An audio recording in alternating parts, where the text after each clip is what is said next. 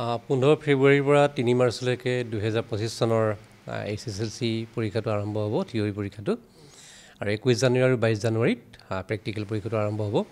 আপোনালোকৰ চেনেলৰ যোগেদি অসমৰ সমূহ ছাত্ৰ ছাত্ৰী আৰু অভিভাৱকক মই আগতীয়াকৈ শুভেচ্ছা আৰু অভিনন্দন জ্ঞাপন কৰিছোঁ। ইতিমধ্যে আপোনালোকে গম পাইছে আমাৰ অনলাইন পৰ্টেলটো আমি দুদিনৰ কাৰণে এক্সটেণ্ডো কৰিছোঁ। ইতিমধ্যে আমাৰ 4,30,000 কেণ্ডিডেট অলৰেডি অনলাইনত আহিছেই। যোৱা বছৰৰ তুলনাত প্ৰায় 9,000 মান এইবাৰ কেণ্ডিডেট বেছি আছে আমাৰ। বাকী সেই অনুপাতে আমাৰ পৰীক্ষা কেন্দ্ৰ যোৱাবাৰ আছিলে 913টা, এইবাৰ 944টালৈ বৃদ্ধি হৈছে, 31টা বাঢ়িছে। তেনেকৈ ইভালুৱেশ্যনটো আমাৰ 2টা বাঢ়িছে।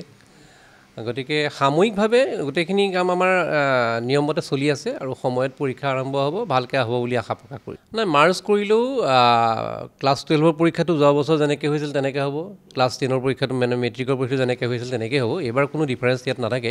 সেইকাৰণে এবাৰ SSLC 2025 সেইমতে আমাৰ পৰীক্ষাটো আৰম্ভ হ'ব। গতিকে দুটা বেলেগ বেলেগ ধৰণে হ'ব আৰু আগৰ নিচিনা ছিষ্টেমতে হ'ব। গতিকে ইয়াত কোনো বেলেগ ধৰণৰ কথা ইয়াত আহি নপৰে। গতিকে ষ্টুডেণ্টখিনি আগতে যি সুবিধা পাইছিলে একে সুবিধা পাব। বাকী OMR ছিষ্টেমটো আপোনালোকে আছে, যোৱা বছৰ নিচিনাকৈ আছে আপোনালোকে গম পায়ে।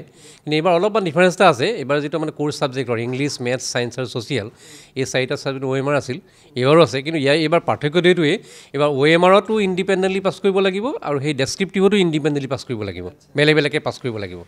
যোৱা বছৰ একেলগে আছিলে, এইবাৰ একেলগে নহয় আৰু বেলেগ বেলেগকৈ পাছ কৰিলেহে পাছ কৰিব পাৰিব। সেইটো চেঞ্জ কৰা হৈছে নিয়মৰ ভিতৰত। আৰু এটা নতুন ঐচ্ছিক ছাবজেক্ট এটা আহিছে, য়োগা এণ্ড ফিজিকেল এডুকেশ্যন বুলি, নতুনকৈ সংযোজন হৈছে এইবাৰ।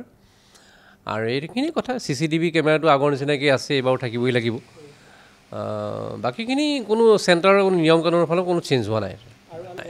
পেপাৰ লিক আপোনালোকে গম পাইছে, পেপাৰ লিক ইয়াৰ ছেবাৰ অফিচৰ পৰা বা তেনেকুৱাটো সম্ভৱ হোৱা নাই, সেইটো এনেকুৱা নহয়। গতিকে বাকী যিটো আগৰবিলাক যিবিলাক ৰিপৰ্ট আছিলে সেইবিলাক আমি মষিমূৰ কৰাৰ কাৰণে পদক্ষেপ লৈছোঁ। যোৱা বছৰ যেনেকৈ আমি শ্বিফ্ট ৱাইজ কৰি পেলালোঁ, আমাৰ থানাত কোনো পেকেট খুলিব নোৱাৰে। গতিকে শ্বিফ্ট ৱাইজ যেতিয়া থাকিব, গোটেই পেকেটটোকে দাঙি লৈ যাব লাগে চেণ্টাৰ ইনচাৰ্জে থানাৰ পৰা। গতিকে এই ক্ষেত্ৰত আৰু কমি গ'ল, গতিকে লিকেজৰ কথাটো নাথাকে। গতিকে গোটেই কুৱেশ্যন পেপাৰ পেকেটটো চেণ্টাৰতেই গুচি গ'ল। গতিকে আৰু চেণ্টাৰটো CCTV আছেই, SO থাকিবই। গতিকে পূৰা ছিকিউৰিটি মেজাৰ্ছখিনি লোৱা হয়। গতিকে সেই স্ক'পবিলাক নাথাকিব আৰু মোবাইল ফোনটো নিবই নোৱাৰে। মোবাইল ফোন যদি ধৰা পৰে 3 বছৰৰ কাৰণে এক্সপেল হ'ব। ইভেন এনেকুৱা ধৰণৰ কথা। এইবাৰ আৰু এটা চেঞ্জ হৈছে, মই আপোনাক কৈ আছোঁ মনত পৰোঁতে। প্ৰেক্টিকেল পৰীক্ষাটো এইবাৰ আমি যোৱা বছৰ নিচিনাকৈ নাপাতোঁ, এইবাৰ আমি স্কুলক দি দিছোঁ। স্কুলে নিজে নিজাকৈ পাতিব। যেনেকৈ মই ক'লোঁ আপোনাৰ 21 জানুৱাৰী আৰু 22 জানুৱাৰীত আছে। বাকী কিবা মানে তেওঁলোকক অথৰিটি দিয়া হৈছে। কিন্তু এটা কথা, তেওঁলোকক অথৰিটি দিয়া হ'লেও কেনেকৈ মাৰ্ক এণ্ট্ৰি কৰিব, কেনেকৈ ইভালুৱেশ্যন কৰিব, সেইখিনি আমাক জমা দিব লাগিব। তাৰমানে ধৰক এটা এক্সাম্পল, এজন ষ্টুডেণ্টে যদি মিউজিকত ধৰক 45 পায়, 45 কেনেকৈ পালে গোটেই ব্ৰেকআপ অফ মাৰ্কছটো আমাক দিব লাগিব। সেই ছিটটো আমি পাব লাগিব। যদিহে সেই ছিটটো আমি নাপাওঁ, সেই ষ্টুডেণ্টৰ ৰিজাল্ট উঠি থাকিব। গতিকে তেনেকুৱা ধৰণৰ কথা অলপ চেঞ্জেছ আহিছে এইবাৰ, নতুন ব্যৱস্থা। এইটো এইবাৰ ফাৰ্ষ্ট টাইম কৰা হৈছে। এইখিনিয়ে কথা। বাকী আৰু সকলোকে পুনৰবাৰ মই অভিনন্দন জ্ঞাপন কৰিছোঁ আৰু সকলোৰে যোগাত্মক সহযোগিতা বিচাৰিছোঁ যাতে SSLC 2025 পৰীক্ষাটো সৰ্বতোপ্ৰকাৰে যাতে কৃতকাৰ্য আমি লাভ কৰিব পাৰোঁ আৰু ষ্টুডেণ্টক যাতে এটা ন্যায় দিব পাৰোঁ, তাৰ কাৰণে সকলোৰ পিছত মই আগতীয়াকৈ এটা আবেদন জনাইছোঁ।